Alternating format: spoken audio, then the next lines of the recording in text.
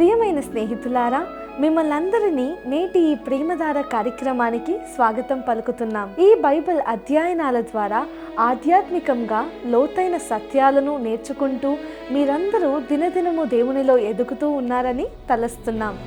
ఇక నేటి ఈ పాఠంలో ఇతరులను తీర్పు తీర్చడం అనేది ఎందుకు నిషేధించబడింది అనే విషయాన్ని గూర్చి, ప్రార్థనయే సందిగ్ధత నుండి బయటపడే ఏకైక మార్గం అనే విషయాన్ని గూర్చి, అదేవిధంగా 2 మార్గాలు మరియు 2 పునాదులు ఏమిటి అనే విషయాన్ని గూర్చి చర్చించబోతున్నాం. ఇక ఆ విషయాలను శ్రద్ధగా తెలుసుకుందామా?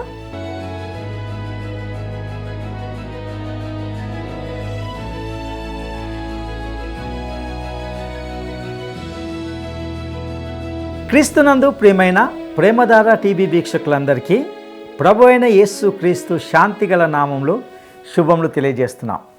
నేటి మన ఈ పాఠంలో మనము మత్తయి సువార్త 7వ అధ్యాయాన్ని ధ్యానించుకోబోతున్నాం. ఇందులో మనము రాజు బిడ్డకు రాజు యొక్క ఇతర బిడ్డలతో గల సంబంధము ప్రార్థన ద్వారానే కొనసాగించబడుతుందనే విషయాన్ని గురించి, మరియు అబద్ధ ప్రవక్తలను గూర్చి, 2 మార్గాలను గూర్చి, అలాగే 2 పునాదులకు సంబంధించిన తుది హెచ్చరికలను గురించి చర్చిస్తాం. ఇక ముందుగా ఇతరులను తీర్పు తీర్చడం అనేది మనకు నిషేధించబడిందనే విషయాన్ని గమనిద్దాం. మత్తయి సువార్త 7వ అధ్యాయము మొదటి 2 వచనాలు. మీరు తీర్పు తీర్చకుడి, అప్పుడు మిమ్మును గూర్చి తీర్పు తీర్చబడదు. మీరు తీర్పు తీర్చు చొప్పుననే మిమ్మును గూర్చియు తీర్పు తీర్చబడును. మీరు కొలుసు కొలత చొప్పుననే మీకును కొలవబడును. ఈ వచనాలు వాస్తవానికి ఎంతో తప్పుగా అర్థం చేసుకోబడ్డాయి. తీర్పు తీర్చడం అంటే నిర్ణయించడము, వివక్ష చూపడము, ఖండించడము, ప్రతీకారం తీర్చుకోవడం అనే అర్థం కావచ్చు. అయితే వాస్తవానికి దాని అర్థము శపించడం అని కూడా ఉంటున్నది. ఈ వచనాల అర్థము దేవుని బిడ్డ ఇతరులను తీర్పు తీర్చకూడదని కాదు, కానీ ఇతరులను ఖండించే విధంగా వారి అంతరంగ ఉద్దేశాలను మనము తీర్పు తీర్చకూడదని దీని అర్థం. క్రీస్తులో ఉన్న ఒక సహోదరుడు ఒక నిర్దిష్టమైన పనిని ఎందుకు చేస్తాడో మనకు తెలియదు లేదా అర్థం కాదు. మనము కేవలము బాహ్య క్రియలను మాత్రమే చూస్తాము. మనము చూడబోతున్నట్లుగా తప్పు మరియు చెడు క్రియలను మనము తీర్పు తీర్చడాన్ని దేవుడు నిషేధించలేదు. ఇక్కడ విషయం ఏమిటంటే, మీరు ఇతరులను తీర్పు తీర్చడంలో కఠినంగా ఉంటే మీరు ఇతరుల పట్ల కఠినంగా వ్యవహరించే వ్యక్తిగా పేరు పొందుతారు. నాకు ఇలాంటి రకమైన వ్యక్తి తెలుసు, మరియు మీకు కూడా తెలుసని నేను ఖచ్చితంగా అనుకుంటున్నాను. బహుశా ఎవరైనా మీతో అతడు చెప్పే మాటలను పట్టించుకోవద్దు, అతడు ఎప్పుడు మంచి మాట చెప్పడు అని చెప్పి ఉండవచ్చు. చూసారా, అతడు తీర్పు తీర్చే విధానాన్ని బట్టి అతనికి తీర్పు తీర్చబడుతుంది. ఈ వచనాల్లో మన ప్రభువు చెబుతున్నది ఇదే. మత్తయి సువార్త 7వ అధ్యాయము, నీ కంటిలోనున్న దూలము నెంచక నీ సహోదరుని కంటిలోనున్న నలుసును చూచుట ఎలా? అతడు మీ సహోదరుని కంటిలోని ఒక చిన్న నలుసును మీ స్వంత కంటిలోని భారీ దూలముతో పోలుస్తున్నాడు. ఆ దూలము అనేది విమర్శ మరియు పక్షపాతాల స్వరూపం. అది నీ దృష్టిని అడ్డుకుంటున్నప్పుడు ఇతరుల చిన్న పాపాన్ని తీర్పు తీర్చే స్థితిలో నువ్వు ఉండవు. ఇక 7వ అధ్యాయము 4-5 వచనాలను మనం గమనిద్దాం. నీ కంటిలో దూలముండగా నీవు నీ సహోదరుని చూచి నీ కంటిలోనున్న నలుసును తీసివేయనిమ్మని చెప్పనేలా? వేషధారి, మొదట నీ కంటిలోనున్న దూలమును తీసివేసుకొనుము, అప్పుడు నీ సహోదరుని కంటిలోనున్న నలుసును తీసివేయుటకు నీకు తేటగా కనబడును. కఠినమైన తీర్పు తీర్చే ఈ విషయము ఖచ్చితంగా మనము చాలా జాగ్రత్తగా ఉండవలసిన విషయం. యేసు మనము ఇతరులపై కఠినంగా తీర్పు తీర్చకూడదని స్పష్టం చేసినప్పటికీ వారి ఫలాల ద్వారా మనము వారిని గుర్తిస్తామని కూడా ఆయన చెప్పాడు. ఒకానొక బైబిల్ పండితుడు దీనిని తన ప్రత్యేక శైలిలో ఇలా పేర్కొన్నాడు: నేను తీర్పు తీర్చడానికి న్యాయమూర్తిని కాను గాని నేను ఫలాల పరిశీలకుడిని అని అన్నాడు. మరియు ఒక క్రైస్తవుడు ఫలాలను ఇస్తున్నాడో లేదో మనము నిజంగా చెప్పగలం. ఇక ఇప్పుడు ప్రభువు నిజంగా మనలను ఒక సందిగ్ధతకు గురి చేస్తున్నాడు. మత్తయి సువార్త 7వ అధ్యాయము, పరిశుద్ధమైనది కుక్కలకు పెట్టకుడి, మీ ముత్యములను పందుల ఎదుట వేయకుడి, వేసిన ఎడల అవి ఒకవేళ వాటిని కాళ్ళతో త్రొక్కి మీ మీద పడి మిమ్మును చీల్చివేయును. కుక్కలు ఎవరో మరియు పందులు ఎవరో మనం నిర్ణయించుకోవాలి కదా. ఆయన మాట్లాడుతున్నది 4 కాళ్ళ జంతువుల గురించి కాదు.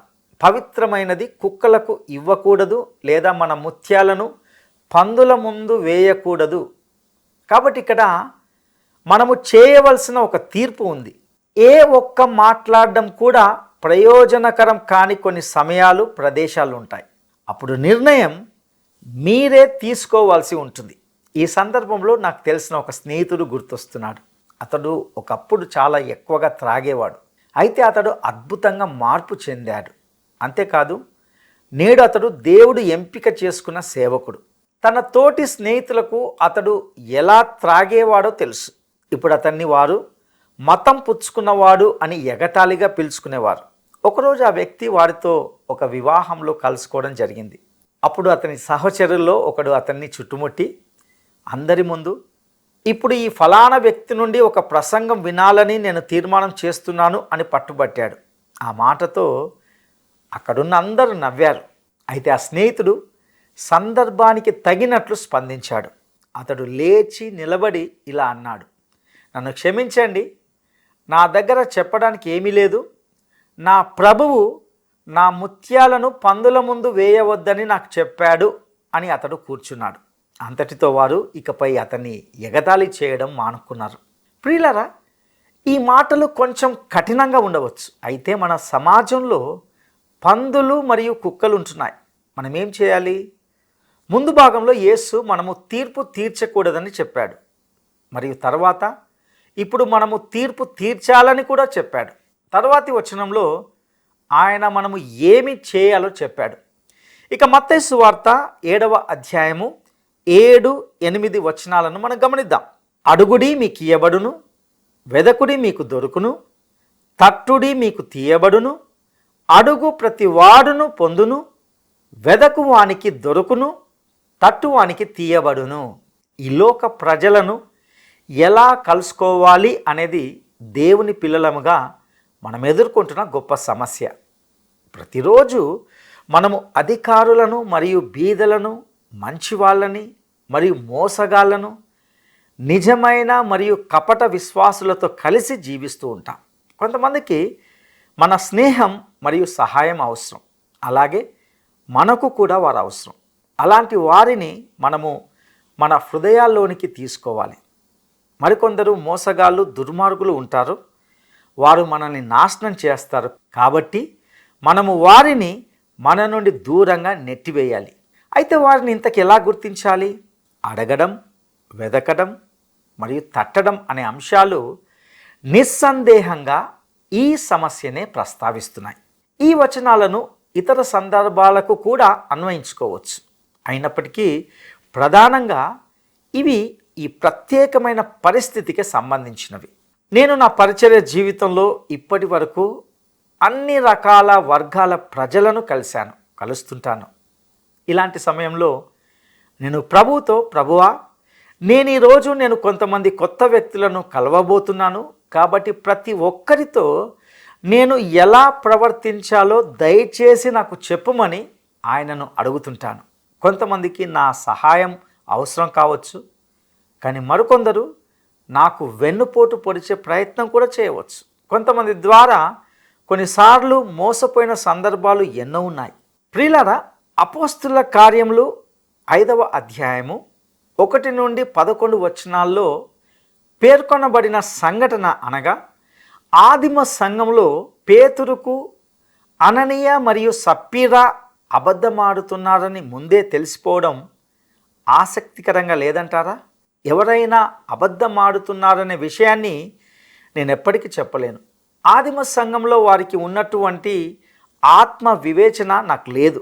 ఇది నేడు కొంతమందికి మాత్రమే ఉన్న ఒక వరమని నేను నమ్ముతున్నాను. మరియు వివేచనను ప్రార్థన అంశంగా చేసుకోవడం ముఖ్యం. మీరు క్రొత్త స్నేహితులను కలిసినప్పుడు వారితో ఎలా వ్యవహరించాలో స్పష్టం చేయమని మీరు ఎప్పుడైనా దేవుణ్ణి అడిగారా? ఇలా చేయడము మంచి ఆలోచన అని నేను కనుగొన్నాను. ఇక తర్వాతి వచనాలు ఈ విషయాల్లో దేవుడు మీకు సహాయం చేయాలనుకుంటున్నాడని చెప్తాయి. మత్తయి సువార్త 7వ అధ్యాయము 9 నుండి 11 వచనాలను మనం గమనిద్దాం. మీలో ఏ మనుషుడైనను తన కుమారుడు తను రొట్టెను అడిగిన ఎడల వానికి రాతినిచ్చునా? చేపను అడిగిన ఎడల పామునిచ్చునా? మీరు చెడ్డవారై ఉండియు మీ పిల్లలకు మంచి ఈవుల నెయ్య నెరిగియుండగా పరలోకమందున మీ తండ్రి తన్ను అడుగువారికి అంతకంటే ఎంతో నిశ్చయముగా మంచి ఈవులనిచ్చును. ఇప్పుడు ఇక్కడ ఒక గోల్డెన్ రూల్ అనగా బంగారు సూత్రం అని పిలువబడేది మనకు ఇవ్వబడబోతుంది. మత్తయి సువార్త 7వ అధ్యాయము 12వ వచనాన్ని మనం గమనిద్దాం.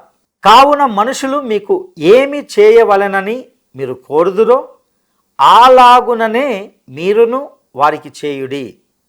ఇది ధర్మశాస్త్రమును ప్రవక్తల ఉపదేశమునై ఉన్నది. మంచిది. మీరు ఒక క్రొత్త వ్యక్తిని కలిసినప్పుడు మీరు అతనితో ఎలా వ్యవహరించబోతున్నారు మీకు తెలియదు. మీరు తీర్పు తీర్చకూడదు. కానీ అతడు కుక్క లేదా పంది అయితే మీరు తెలుసుకోవడం మంచిది. నేడు మీరు కపట వ్యక్తుల గురించి జాగ్రత్తగా ఉండాలి. కాబట్టి మీరు ఏం చేస్తారు? దానిని ఒక ప్రార్థన అంశంగా చేసుకోవాలి. కావున మనుషులు మీకు ఏమి చేయవలనని మీరు కోరుదురో అలాగుననే మీరును వారికి చేయుడి. మీరు దీని ప్రకారము పని చేయాల్సిన సూత్రం ఇది. ఇక్కడ కావున అనేది గోల్డెన్ రూల్లో అనగా బంగారు సూత్రంలో అత్యంత ముఖ్యమైన పదం. ఇది బంగారు సూత్రము అనగా గోల్డెన్ రూల్ను దానికి ముందున్న దానితో కలుపుతుంది. అంటే దానిని ప్రార్థనపై ఆధారపడేలా చేస్తుంది. ఇవన్నీ ఒకే ప్యాకేజీలో కలిసి వస్తాయి. ప్రియులారా, గోల్డెన్ రూల్ను వేరు చేసి దాని ప్రకారము నేను జీవిస్తున్నాను అని అనకండి.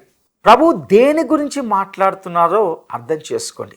మనము అడగడం, వెదకడం మరియు తట్టడం ద్వారా మాత్రమే ఈ బంగారు సూత్రము లేదా గోల్డెన్ రూల్ వెలుగులో జీవించగలుగుతాం. ఇక 2 మార్గాలను గూర్చి తెలుసుకుందాం.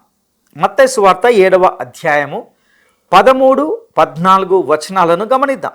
ఇరుకు ద్వారమున ప్రవేశించుడి, నాశనమునకు పోవు ద్వారము వెడల్పును, ఆ దారి విశాలమునై ఉన్నది, దాని ద్వారా ప్రవేశించువారు అనేకులు.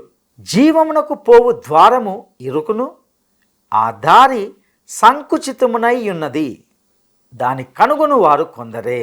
ప్రియులారా, ఇక్కడ ఇవ్వబడిన చిత్రము కేవలము ఎంతో వినోదముతో కూడిన విశాలమైన కాంతివంతమైన మార్గానికి మరియు ఇరుకైన చీకటిమయమైన అనాకర్షణీయమైన సందుకి మధ్య ఎంచుకోవలసిన ఒక ఎంపికను సూచించేది కాదు. వాస్తవానికి ఆయన మనందరికీ తెలిసిన ఒక గరాటు లేదా ఫనెల్ రూపాన్ని మన కళ్ళ ముందు ఉంచుతున్నాడు. మీరు ఆ గరాటు యొక్క వెడల్పు వైపు నుండి ప్రవేశిస్తే అది క్రమంగా ఇరుకైపోతూ పోయి చివరకు మరణం, వినాశనం మరియు నరకానికి దారితీస్తుంది. కానీ మీరు ఆ గరాటు యొక్క ఇరుకైన వైపు నుండి కూడా ప్రవేశించవచ్చు. సరిగ్గా అక్కడే క్రీస్తు ఉన్నాడు. ఆయనే మార్గము, సత్యము మరియు జీవమై ఉన్నాడు. ఆయన యోహాను సువార్త 10వ అధ్యాయము 10వ వచనంలో ఇలా అంటున్నాడు, గొర్రెలకు జీవము కలుగుటకును అది సమృద్ధిగా కలుగుటకును నేను వచ్చితినని మీతో నిశ్చయముగా చెప్పుచున్నాను. మరియు మీరు ఆయనతో ఎంత ఎక్కువగా నడిస్తే అది అంత వెడల్పుగా మారుతుంది. హెచ్కేలు గ్రంథము 47వ అధ్యాయంలో దేవుని యొక్క సింహాసనం నుండి ప్రవహించే ఒక నది ఉందని గుర్తుంచుకోవాలి. అది ఒక చిన్న ప్రవాహంగా ప్రారంభమై విస్తరించి ఒక పెద్ద నదిగా మారింది. అది దేవుని పిల్లల జీవితాన్ని చిత్రిస్తుంది. ఇది ప్రతిరోజు మెరుగవుతుంది. మన ప్రభువు మాట్లాడుతున్నది ఇదే.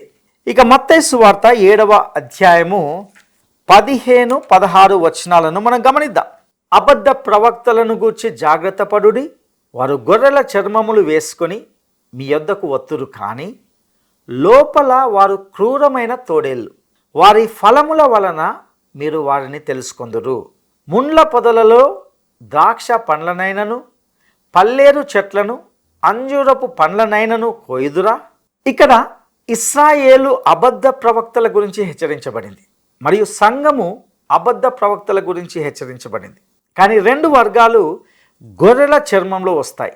దీని విషయమై పేతురు తను వ్రాసిన 2వ పత్రిక 2వ అధ్యాయము 1వ వచనంలో ఈ విధంగా తెలియజేస్తున్నాడు.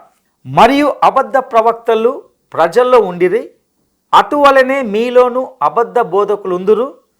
వీరు తమ్మును కొనిన ప్రభువును కూడా విసర్జించుచు తమకు తామే శీఘ్రముగా నాశనము కలగజేసుకొనుచు నాశనకరమగు భిన్నాభిప్రాయములను రహస్యముగా బోధించుదురు. మనము వారి ఫలాల ద్వారా వారిని గుర్తించాలి. వారి జీవితాల్లో మనం చూడవలసింది అదే. ఇక మత్తయి సువార్త 7వ అధ్యాయము 21వ వచనాన్ని మనం గమనిద్దాం. ప్రభువా ప్రభువా అని నన్ను పిలుచు ప్రతివాడును పరలోక రాజ్యంలో ప్రవేశింపడు, కానీ పరలోకమందున్న నా తండ్రి చిత్త ప్రకారము చేయువాడే ప్రవేశించును. మీరు గోల్డెన్ రూల్ లేదా బంగారు సూత్రం ప్రకారము జీవిస్తున్నామని అరుస్తూ తిరగవచ్చు. కానీ ఇక్కడ విషయం ఏమిటంటే, మీరు పరలోకంలోని తండ్రి చిత్తాన్ని చేస్తున్నారా?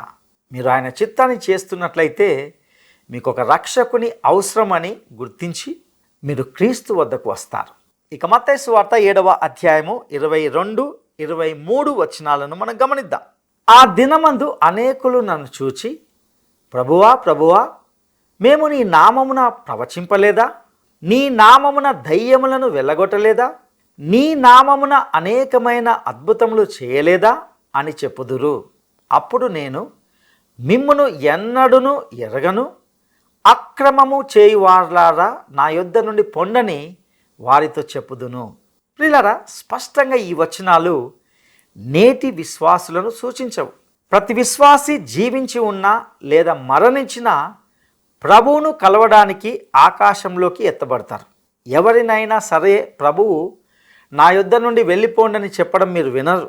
ఈ భాగము ప్రత్యేకంగా మహాశ్రమల కాలం అనగా గ్రేట్ ట్రిబ్యులేషన్ పీరియడ్ మరియు 1000 ఏండ్ల రాజ్య పరిపాలన అనగా మిలేనియం కాలాన్ని సూచిస్తుంది. మత్తయి సువార్తల్లోని కొండమీది ప్రసంగము మహాశ్రమల కాలములో శేషించిన వారికి అర్థవంతంగా ఉంటుందని ఇక్కడ సూచించడం సమంజసం. ప్రియులారా, అలాగే క్రైస్తవులమని ప్రకటించుకునే నామకార్థ సంఘ సభ్యులకు కూడా ఇక్కడ ఒక అవసరమైన హెచ్చరిక ఉంది. నిజానికి ఇది విశ్వాసులందరికీ కూడా వర్తించుకోవచ్చు. నేడు అద్భుతాలు చేసేవారు, స్వస్థపరచువారు అని పిలువబడే కొందరి గురించి ప్రజలు ఎంతో ఉత్సాహంగా మాట్లాడతారు. అలాంటి వారు దేవుడు వారితో ఉన్నాడు అని అంటారు. అయితే ఈ వచనాల వెలుగులో మనము దాని గురించి ఖచ్చితంగా చెప్పగలమా? క్రీస్తు యొక్క నామము అనేక వక్రబోధలు మరియు వాదాలు ప్రకటించు నాయకుల పెదవులపై ఉంటున్నది. క్రీస్తు నామమును ఉపయోగించడం మరియు బైబిల్ని ఉపయోగించడం మాత్రమే ఒక వ్యవస్థ నిజమైనదని రుజువు కాదు, బాహ్య ప్రకటన కాదు. కానీ సిలువ వేయబడిన జీవించి ఉన్న రక్షకునితో ఆంతరంగిక సంబంధమే అన్నిటికంటే ముఖ్యమైనది.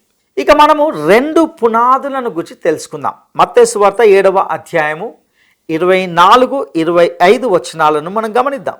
కాబట్టి ఈ నా మాటలు విని వాటి చొప్పున చేయు ప్రతి వాడును బండ మీద తన ఇల్లు కట్టుకొనిన బుద్ధిమంతుని పోలియుండును.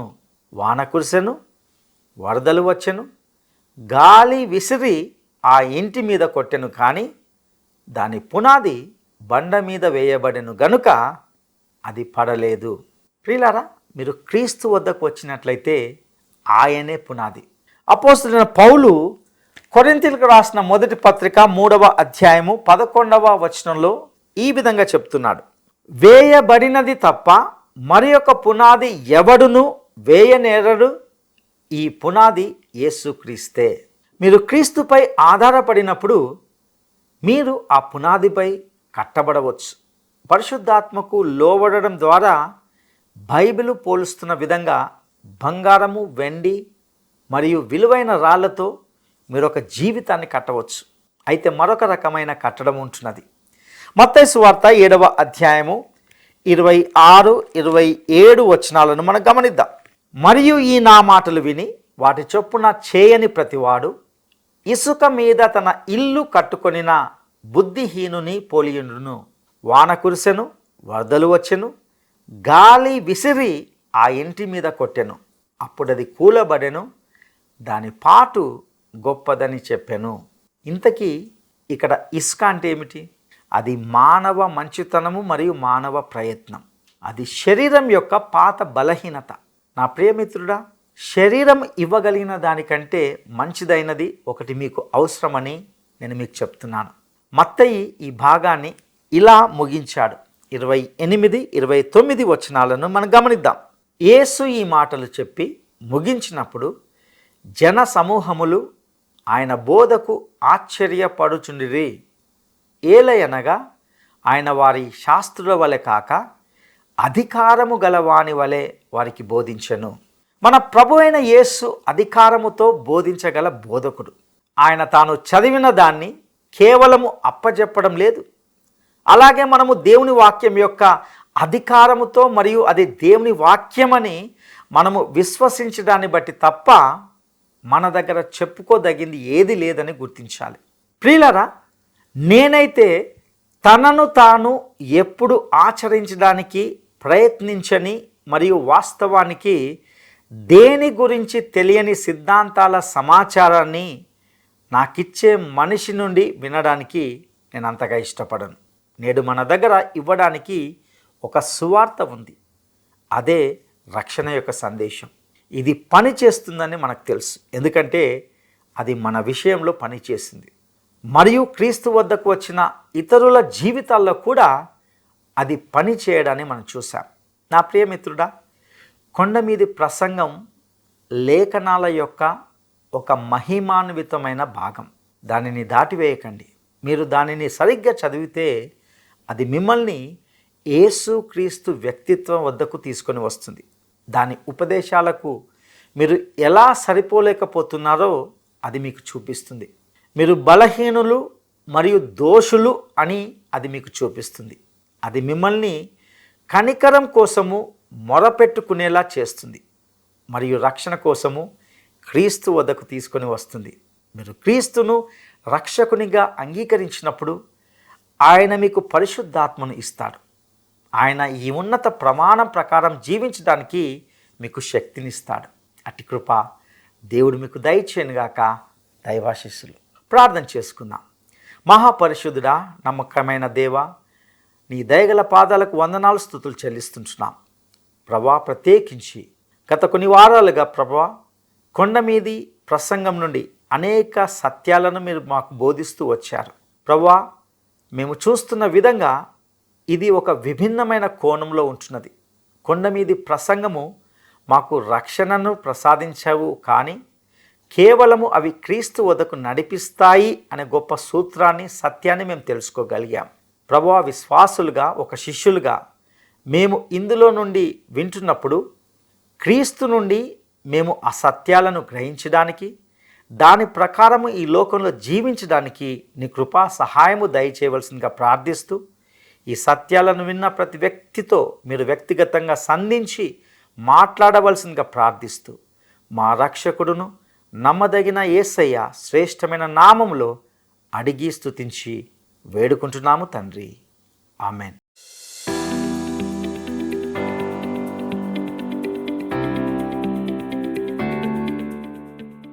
అబద్ధ ప్రవక్తలను ఏ విధంగా గుర్తించవచ్చని యేసు బోధించారు. అబద్ధ ప్రవక్తలను ఏ విధంగా గుర్తించవచ్చని యేసు బోధించారు. 1. వారి ధనము ద్వారా. 2. వారి ఫలములు లేదా ప్రవర్తన ద్వారా. 3. వారి వేషధారణ ద్వారా. ఈ ప్రశ్నకు సరైన జవాబును ఈ వాట్సాప్ నంబర్కు పంపండి. మా వాట్సాప్ నంబర్ 9399952570. నేటి ఈ సందేశం ద్వారా అనేక లోతైన, విలువైన ఆధ్యాత్మిక సత్యాలను నేర్చుకున్నారని, అవి మీ ఆధ్యాత్మిక జీవితాలకు దోహదకరంగా ఉన్నాయని తలస్తున్నాం. మరింత లోతుగా దేవుని వాక్యాన్ని అధ్యయనం చేయడానికి యూట్యూబ్ ద్వారా కానీ యాప్ ద్వారా కానీ సందేశాలను వినవచ్చు. మీరు ఈ స్క్రీన్ మీద ఉన్న ఫోన్ నెంబర్ ద్వారా మమ్మల్ని సంప్రదించగలరు. మేము మీ కొరకు ప్రార్థిస్తున్నాం. దేవుడు మీకు తోడైయుండునుగాక. నీవుండగా నాకేమి కొదువా నా యేసువా, నీవుండగా నాకేమి కొదువా నా యేసువా, నీవే నా జీవం, నీవే నా సర్వం, నీవే నా జీవం, నీవే నా సర్వం, నీవే నా సర్వం. నీవుండగా నాకేమి కొదువా నా యేసువా, నీవుండగా నాకేమి కొదువా నా యేసువా.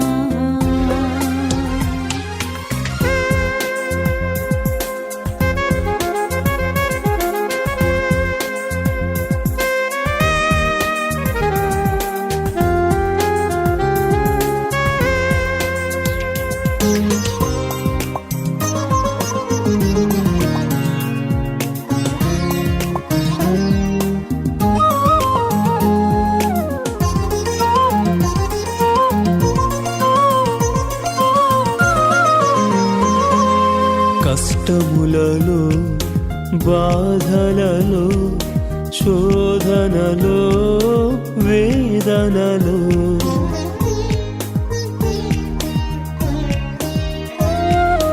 కష్టములలో బాధలలో శోధనలో వేదనలో నీ తోడు నీ ప్రేమ, నీ తోడు నీ ప్రేమ నాకుండగా,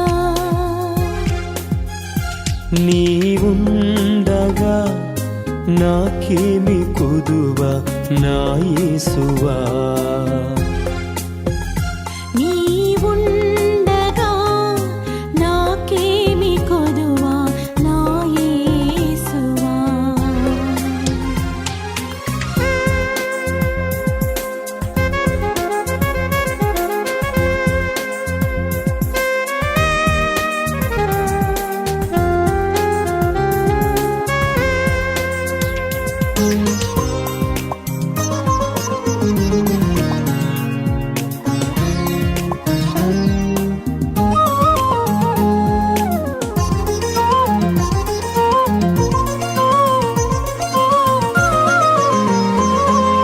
నీ కృపను నీ ప్రేమను క్షణ క్షణము ప్రతిదినము.